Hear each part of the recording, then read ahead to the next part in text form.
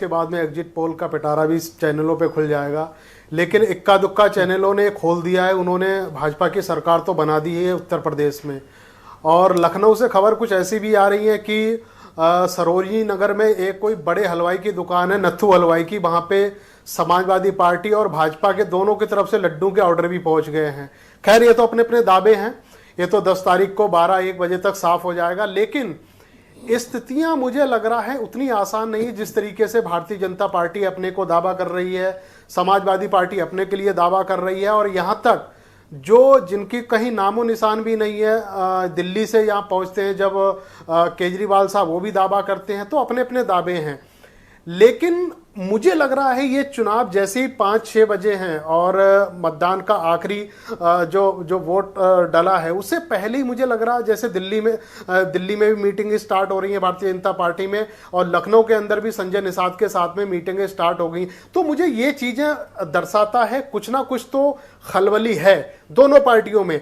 लेकिन समाजवादी पार्टी पूरी तरीके से आश्वस्त बैठी हुई है कि जिस तरीके से हमने 3 चरणों में, शुरुआती 3 चरणों में जो हमने लीड ली है, तो उसका फायदा मुझे लग रहा आगे दिखाई देगा। लेकिन वीरेंद्र जी, गौर से आप देखें, इस बार की स्ट्रेटेजी जो बनाई है भारतीय जनता पार्टी ने, वो हर चुनाव दर चुनाव, पहले या फिर पहला चरण, जो दूसरा चरण तक, 2 चरणों तक इनके जो मुद्दे थे वो अलग थे, उसके बाद में तीसरा जो चौथा मुद्दा है वो अलग है।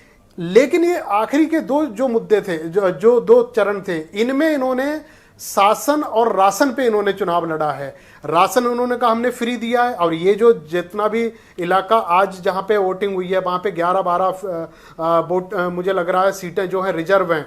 तो यहाँ पे ये कह सकते हो कि यहाँ पे इन इलाकों में राशन लेने वाले लोगों की संख्या ज्यादा है, उनको फायदा मिला है। और दूसरी तरफ जिस तरीके से इन्होंने कहा है कि हमने जो शासन व्यवस्था जो है, लॉ एंड ऑर्डर की हमने जो स्थिति को मजबूत किया है, तो भाई लॉ एंड ऑर्डर की स्थिति आपने कोई बुलडोजर यहीं थोड़ी चलवाया है या यहीं पे सारी चीजें आपने कर ली है।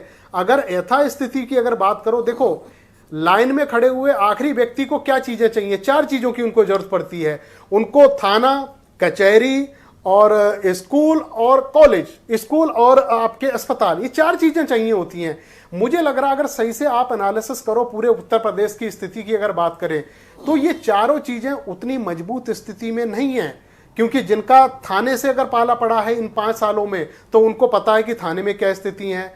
अब तहसीलों में एसडीएम के पास जिसका भी कोई मुकदमा है, चाहे छोटे मोटे, चाहे जमीन विवाद का हो, तो स्थितियां वही चलती हैं जो पहले से चली आई हैं कि बाप मुकदमा डालेगा, उसका फैसला जब उसके बेटे जवान हो जाएंगे तब वो फैसला होगा।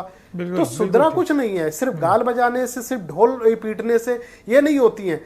आपको धरातल पे आके करना पड़ेगा। आपने कितना काम करा, कितना नहीं करा, मुझे लग रहा उसी आधार पे इस बार का वोटिंग हुई है। आपके दावे, आपके जितने भी सारी चीजें हैं, मुझे लग रहा 10 तारीख को चीजें दूध का दूध पानी का पानी हो जाएगा।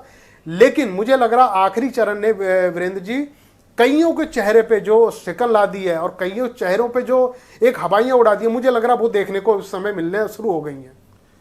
देखिए, सुशासन की जो बात आई, साहू साहब हमारे साथ है, ये ब्यूरोक्रेसी की ओर इशारा था, उसकी निरंकुशता की ओर इशारा था, और जिस तरह से ये देखा गया कि विधायक और मंत्री तक अपने विभागों में असहाय हो गए, उस ओर भी ये इशारा था रमेश ठाकुर जी का।